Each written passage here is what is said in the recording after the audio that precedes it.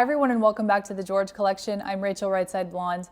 I wanted to take another look into this survival guide to the future, and it was one thing in particular that's catching a lot of people's eye, and that is the headline that says, "Good news, live forever, love your job."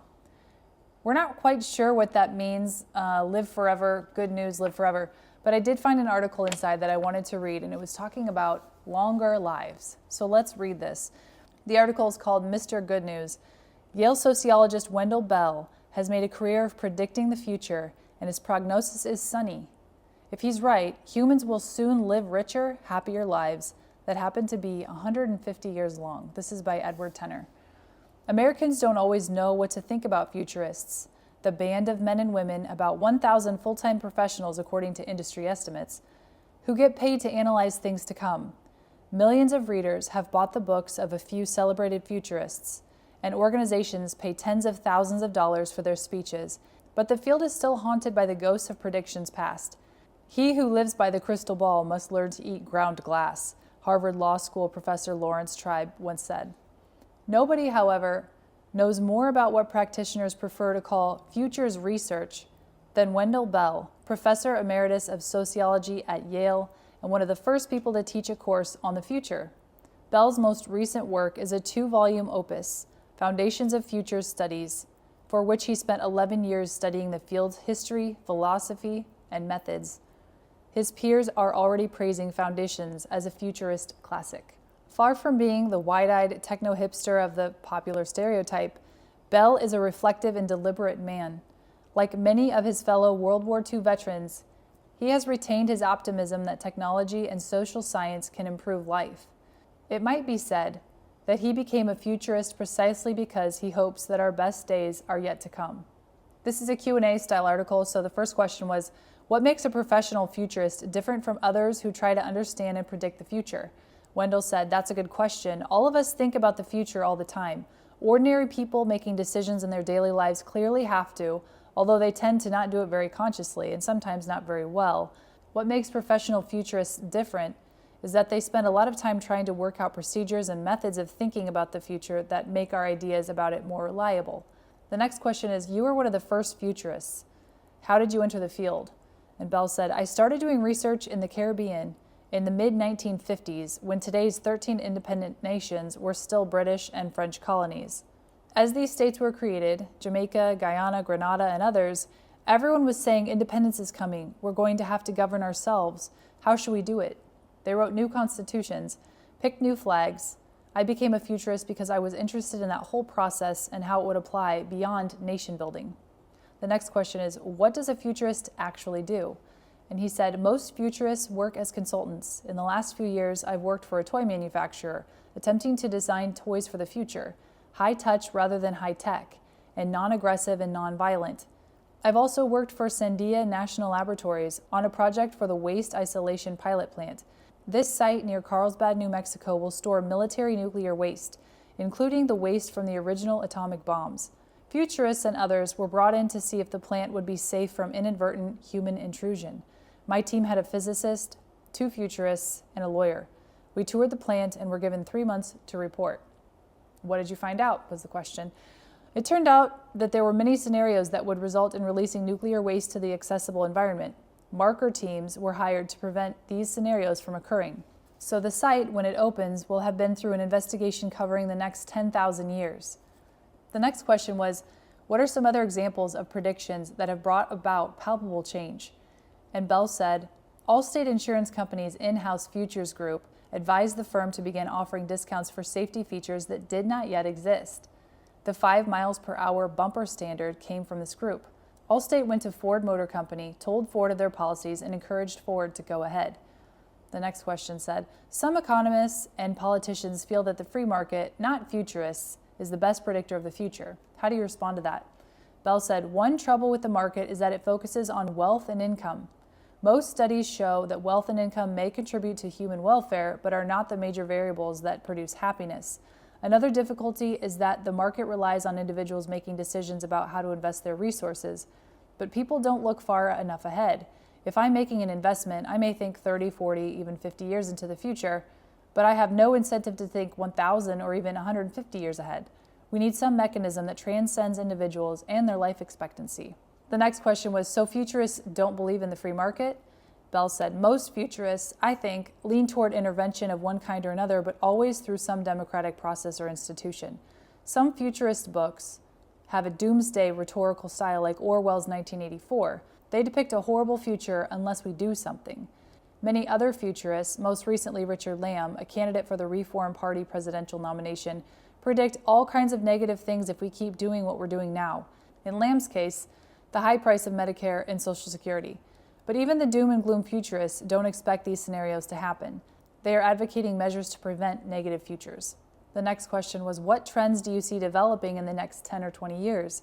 And Bell said, I expect more of what some people call ethnotronic culture, the use of miniaturized devices to enhance human capacities like communication, information access, learning. These devices will enhance our capacities while allowing more moderate use of resources. They're small and don't use much energy. We are moving toward things that we carry with us all the time or are implanted in us. Smaller, lighter mobile phones could reach any individual anywhere in the world. Sensors in cars and roadways could prevent accidents. Implants in the body could dispense medicine throughout the day or enhance our ability to think or adjust our moods and emotional states. All of these things, I would think, will be available within the next 20 years. The next question was, do you worry about dehumanizing effects of this technology? And Bell said, I was a Navy pilot in World War II, and I never thought it made me any less human to fly an airplane. It was tremendous fun, and it certainly extended my capabilities to transport myself to different parts of the world. The next question said, do you see any risk in new microelectronics? And Bell said, yes. How to be a decent person and respect human dignity is increasingly made fuzzy and ambiguous by microelectronic devices coming between people and their interaction. Decent and nice people get in their automobiles and almost run each other off the road. On the internet, I see a lack of responsibility of the self. The self is no longer as responsible when dealing with people at a distance. Even on a subway, there's some time with people. If you can bring the shadow of the future onto a relationship, if people expect to see each other again, they will treat each other better. The next question was, certainly politics and campaigning have gotten more technology-based. Has more scientific campaigning promoted disillusionment with the process? And Bell said, I am not sure that one necessarily caused the other. What I often hear in political ads and speeches today violates the norms of decency, respect, and dignity. But the problem isn't the technology. The problem is the moral character of the individuals involved. The next question was, will the internet promote the sense of world identity that you've written about? And Bell said, definitely yes. Already we see signs of emerging international groups. I'm constantly in touch with other futurists and all social scientists across national boundaries. That's happening in all professional groups, in businesses, and in multinational corporations. Next question was, but could the web also create new social divisions, say by computer operating system or hardware?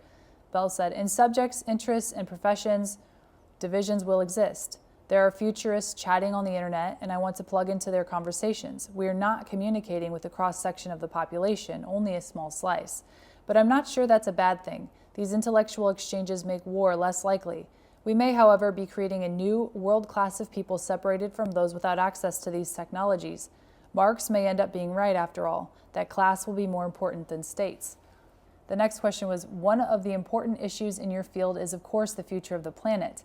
What do you think will happen regarding future population growth and its environmental consequence? And Bell said, that may be the most important question of all for the human future. On the one hand, many people are predicting population growth to the point of collapse because of either population or lack of resources or lack of food. At the same time, the long-term trends, especially in the last century, have been toward increasing life expectancy. I suspect that with a little luck and some reasonable, rational decision-making, the length of human life is going to continue to press up to around 100 years. And then, with genetic engineering, it's going to go beyond that, perhaps not for another 50 or 60 years, but if we don't destroy ourselves and if we can control the birth rate, people can expect to live to 120 or 150 years, eventually perhaps even 180. While some of us think, oh my God, I wouldn't want to live that long, those years would be good years. They'll be similar to adding another 10 years as if you were 30, and another 10 years as if you were 40, and another 10 years as if you were 50. But it depends on holding back population growth by reducing the number of people brought into the world to, let's say, no more than one person per person. That is, each person could have one child and no more, obviously on a volunteer basis, because no one should promote the kinds of coercive population policies of countries such as China. Next question was, what changes will a longer lifespan bring? And Bell responds, clearly, child raising would take up a much smaller percentage of an individual's total life. Men and women might focus not just on a career, but on contributions, self-fulfillment, and the expansion of human capacities. The people who have all the leisure to do what they want will be the unemployed, depressed population. In H.G. Wells' Time Machine, the people who live underground do all the work. They occasionally capture members of the leisured elite on the surface. In Kurt Vonnegut's Play Your Piano, the elite have jobs and show up for work. The deprived and depressed don't work and have leisure. Vonnegut may be truer to the present and the future. The last question was, you seem to think that we generally have a good chance for a better future, and Bell said, I am hopeful because I think the vast majority of the people, most of the time, do value human life.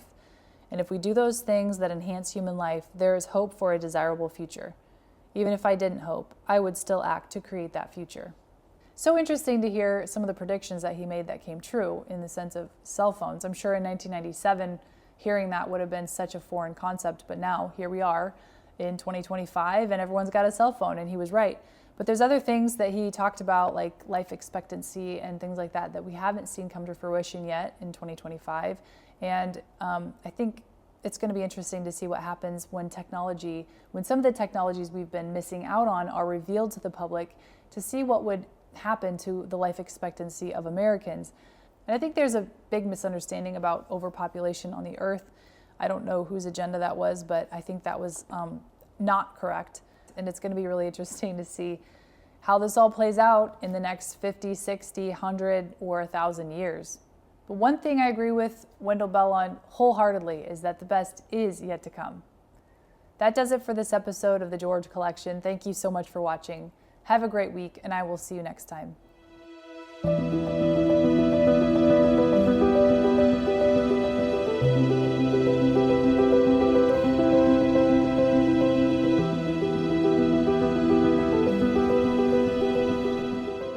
Of this extraordinary magazine, George, which is a hoot of a magazine. I thought you were a lawyer. I was. What happened? Well, we decided, actually taking a cue from folks like yourself and you around the 1992 election, that there was an opportunity here to change the definition of a political magazine. Certainly the way Americans were accessing information about politics and politicians was changing. Candidates were appearing on late night talk shows, on talk radio, on sitcoms, and there was a kind of a leveling process. And while the rest of media clearly had caught up with that, we felt that political magazines per se hadn't. Your mother was a hell of an editor at Doubleday. That's what I hear. Would she have liked George? I think she would have.